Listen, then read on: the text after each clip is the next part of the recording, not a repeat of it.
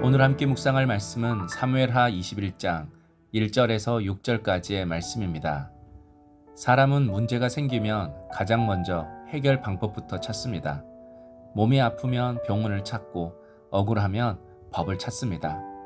그런데 믿음의 사람은 다릅니다. 문제보다 먼저 하나님을 찾습니다.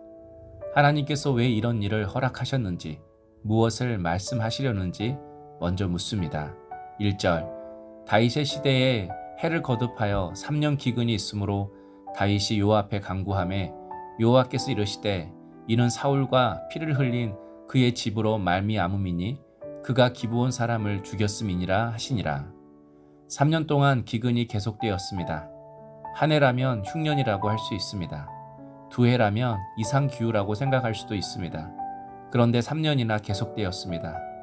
다윗은 이것이 단순한 자연재해가 아니라는 것을 알았습니다. 그래서 하나님 앞에 나아가 기도로 물었습니다. 그때 하나님께서 뜻밖의 말씀을 하십니다.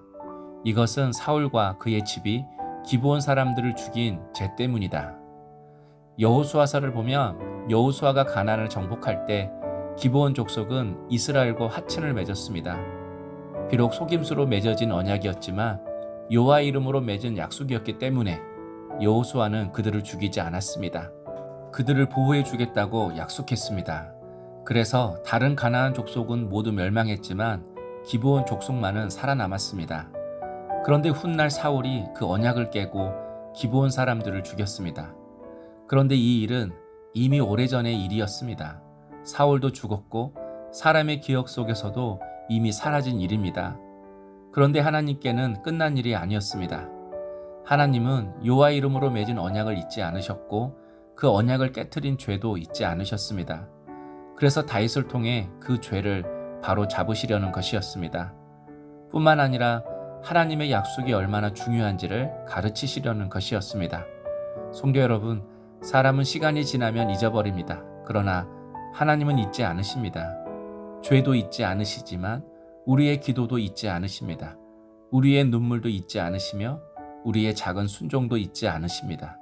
그리고 하나님을 믿는 자의 억울함도 잊지 않으십니다. 무엇보다 우리에게 약속하신 하나님의 언약을 잊지 않으십니다. 그래서 때가 되면 반드시 하나님께서 하나님의 약속을 이루시고 하나님의 약속대로 반드시 대갚아 주십니다. 3절 다윗이 그들에게 묻되 내가 너희를 위하여 어떻게 하랴? 내가 어떻게 속죄하여야 너희가 여호와의 기업을 위하여 복을 빌겠느냐 하니 다윗은 문제의 원인을 알고 난 뒤 곧바로 기브온 사람들을 불렀습니다. 그리고 내가 어떻게 속죄해야 당신들의 마음이 풀리겠습니까? 라고 묻습니다. 다윗의 기도 방향, 다윗의 문제 해결 방향이 바뀐 것입니다. 기근을 멈추게 해달라고 기도하지 않았습니다. 비를 내려달라고 기도하지도 않았습니다. 문제의 원인을 알자 기브온 사람들의 마음을 풀어주기 시작했습니다. 회복의 방법을 안 것입니다. 성도 여러분, 이것이 중요합니다. 원인을 알면 기도의 방향이 바뀝니다.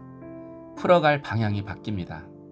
그래서 오랫동안 풀리지 않는 문제가 있고 같은 어려움이 반복된다면 기도의 제목부터 바꿔야 합니다. 하나님 이것을 해결해 주세요 라고 하기보다 하나님 무엇을 회복하기를 원하십니까?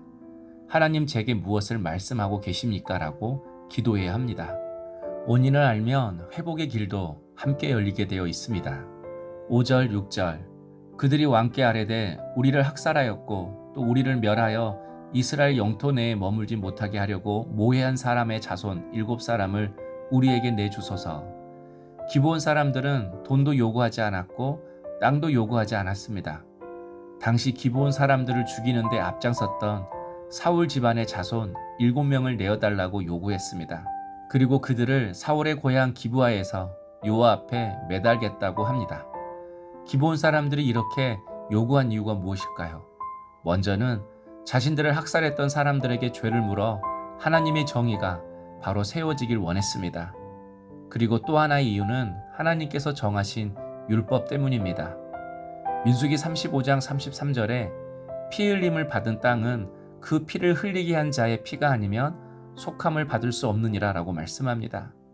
사울의 집안이 연약한 기브온 사람들을 죽였습니다. 그래서 기브온 사람들의 피가 땅에 떨어져서 죄로 오염되게 되었습니다. 죄로 땅이 오염되니 농사도 안 되고 하늘문도 닫힌 것입니다. 그런데 죄로 오염된 땅이 회복되는 길은 오직 피를 흘리게 한 자의 피가 땅에 흘려져야 땅이 깨끗해진다고 율법으로 기록하고 있습니다. 그래서 사울의 자손들을 내어달라고 한 것입니다. 피가 흘려져야 죄가 사해져서 땅도 회복되고 하늘문도 열리기 때문입니다. 성도 여러분, 죄는 몰래 지었다고 없어지는 것이 아닙니다. 시간이 흘렀다고 끝나는 것도 아닙니다. 죄는 반드시 그 열매를 맺습니다. 본문처럼 땅을 더럽히고 하나님의 복을 막고 은혜의 하늘문을 닫히게 합니다. 그래서 예수님께서 우리를 위해 십자가에 못 박혀 피 흘려 죽으셨습니다. 그 보혈이 이 땅에 흘려졌고 그 보혈이 우리의 심령, 우리의 삶에 흘려졌기에 죄사함의 길이 열렸습니다. 닫혀있던 하늘의 문이 다시 열렸고 하나님과의 관계가 회복되어서 하나님의 은혜가 우리에게 임하게 되었습니다. 그러므로 오늘 하루도 죄를 덮으려 하지 말고 회개함으로 십자가 앞으로 나아가야 합니다. 예수님의 보혈이 우리의 삶을 깨끗게 하시고 막혔던 은혜의 문을 다시 열어주실 줄 믿습니다. 적용 질문입니다. 요즘 반복해서 찾아오는 문제 앞에서 해결만 구하고 있습니까? 아니면 하나님 제게 무엇을 말씀하고 계십니까? 라고 묻고 있습니까? 기도하겠습니다. 하나님, 문제만 해결해 달라고 기도하는 사람이 아니라 하나님께서 무엇을 말씀하시는지 먼저 묻는 믿음의 사람이 되게 하옵소서. 죄를 숨기거나 미루지 말게 하시고 오늘 또 예수님의 보혈로 우리의 마음과 삶을 깨끗하게 하시고 닫혀있던 은혜의 문을 여셔서 하나님께서 기뻐하시는 삶을 살아가게 하옵소서. 예수님의 이름으로 기도하옵나이다. 아멘.